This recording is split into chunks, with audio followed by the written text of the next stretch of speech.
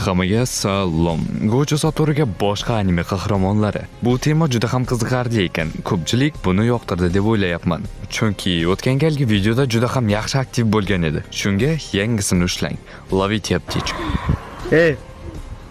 Лови аптечку. Gojo o'zining Sukunaga qarshi jangidagi formasini olamiz. O'zining barcha texnikalarini eng yuksak darajada ishlata oladi. Uning texnikalarini va nimalar qila olishini aytib o'tamiz. Gojo cheksizlikni ishlata oladi. Cheksizlik unga baryer hadya qiladi. Shu qadar yaxshi baryerki, 99% holda undan hech kim o'ta olmaydi. Cheksizlikdan chiqqan texnikalar: qizil, ko'k, pushti va yana hududni kengaytirish ham bor. Gojo faqatgina texnikalarni juda ham defaultni qilib ishlatmaydi. U ko'kdan masalan teleportatsiya uchun ishlatadi. Bu xuddi teleportga o'xshab ko'rinadi. Aslida bu teleport emas va texnikalarni har xil qilib ishlata oladi. Defaultdan tashqarida uning fizik taraflama kuchi o'zining zarbalari bilan ko'kni aralashtirib ishlatadi. Bu ham texnikasini ishlatishning yana bir ko'rinishi hisoblanadi. Uning zarbalaridan so'ng hattoki Yuta va Hakari ham aytgan, ular bu zarbadan so'ng qayd qilib yuborishgan. Cheksizlikni Gojo har doim qo'llab-quvvatlaydi. Cheksizlikni, ya'ni Jujutsu Kaisen'dagi narsa rekord qila olar edi, lekin boshqa yerdan ham topiladi. Yana Gojo 6 ta ko'zi bor, lekin bu hozircha unga foydali emas. Bo'lmasam boshladik. Endilikda siz Banana TV platformasi orqali eng sevimli do'xo yoki animelaringizni sifatli dublyajda va original formatda tomosha qilishingiz mumkin. Play Market va App Store orqali yuklab oling. Yuta Akotsu o'zining juda ham katta bo'lgan la'natlangan energiyasiga ega. O'zining hududi va anchagina yaxshilangan qobiliyatlari, jang mahoratlari. Bu gal Sukuna bilan jangidagi holatini olamiz. Gojoning tanasiga o'tmasidan oldingi va Gojoga qanday qarshi chiqa oladi? Cheksizlikdan o'ta oladimi? Javob: ha. Yuta hududini kengaytirib, Gojoning cheksizligiga qarshi chiqa oladigan katanani saralab olsa bo'ladi va Gojoni yaralashi mumkin, lekin baribir Gojo ham qarab turmaydi. U ham hududini kengaytirishi bor, lekin Yutada la'natlar qirolichasi bor.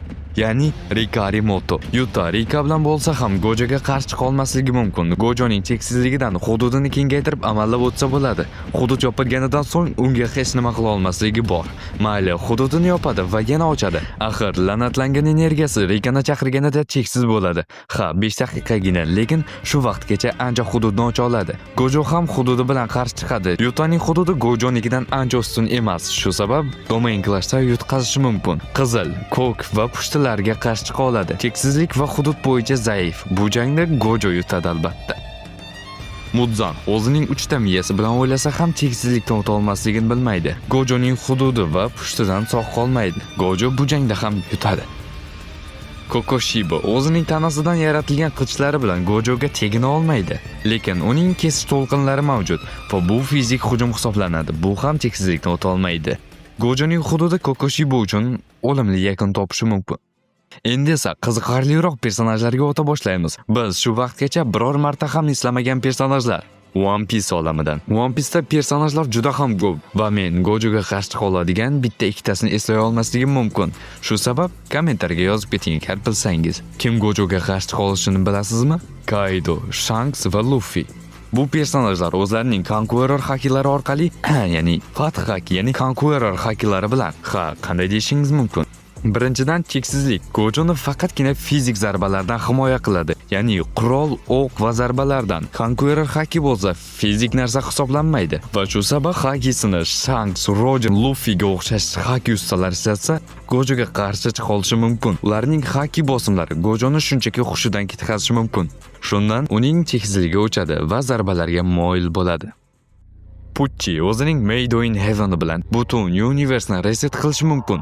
Gojo o'zining cheksizligi ko'k, qizil pushti bilan uning resetining boshidan ushlab qolishi mumkin. Pucci o'zining Made in Heaven bilan ko'p vaqt qochib yura oladi. Puccining minus tarafi uning sizni juda ham ko'p vaqt razagnat qiladi. Ya'ni Puccining reseti amalga oshishi uchun ko'p vaqt ketadi. Gojoga yaqinlashmasdan ko'p vaqt qochib resetni amalga oshirishi mumkin.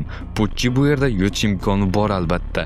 Gojo ham anoyi emas. U ham qizil bilan unga hujum boshlashi mumkin yoki ko'k bilan yoniga borib hududini kengaytirsa yetadi. Shundan Gojo g'alaba qozonishi mumkin. Eng qiziqarlilariga kelyapmiz. Sukuna ham avvalga o'ldira olmagan Pierce deya olmayman. Shunchaki texnikadagi mavjudot. Bu Maharaga Gojoning cheksizligiga adaptatsiya bo'la olgan. Maharaga Gojo bilan jangi. Gojo o'zining qizil va ko'klari bilan hujum qilsa, Maharaga bu vaqtda albatta adaptatsiya bo'ladi. Endi unga qizil ko'k hech qanaqa xalaqit bermaydi. Pushtini qo'llab, uni bitta hujumdayoq yo'q qilishi mumkin, lekin unaqa bo'lmay qolsa-chi?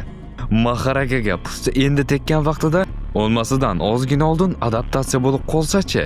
Agarda Maharaga pushtiga ham bir amallab adaptatsiya bo'lib qola olsa, Gojoga o'yin tugadi. Lekin unaqa bo'lmay qolsa, Gojo g'alaba qozonadi albatta. Agar unaqa bo'lmasa, ahvoli tayin. Maharagani faqatgina bitta hujum bilan o'ldirsa bo'ladi deb tushunishadi. Ammo uning yangi skilllarga adaptatsiya bo'lmagan vaqtida o'ldirsa ham bo'ladi. Bittagina hujumsiz, ya'ni bitta pushtiga o'xshash yoki bo'lmasam olovli o'qqa o'xshamagan Sukunanigidek. Saitama limitlarni buzish qobiliyati. Gojo va Saitama o'rtasida juda ham qiziqarli narsa paydo bo'ladi. Saitama jangni qanday olib borishiga qaraydi. Birinchidan, Saitama agar zarbalari bilan prostranstvan, ya'ni borliqni inkor qilsa, demak uning zarbalari cheksizlikni osonlik bilan sindira oladi. Va ko'rdikki, Saitama haqiqatan ham ko'pchilik narsalarni shunchaki inkor qila oladi. Garu yaratgan portalni shunchaki tepib yubordi. Lekin qanday? Axir bu portal. Gojoning qizil, ko'k va pushtisi bilan Saitamaga nimadir qila olishiga shubham bor. Yana uning hududini kengaytirish ham unga zarar bera olmaydi. Agarda Saitama serios hujum qila boshlasa, Gojoning cheksizligidan o'ta olmasa, u shunchaki sayyorani yo'q qiladi.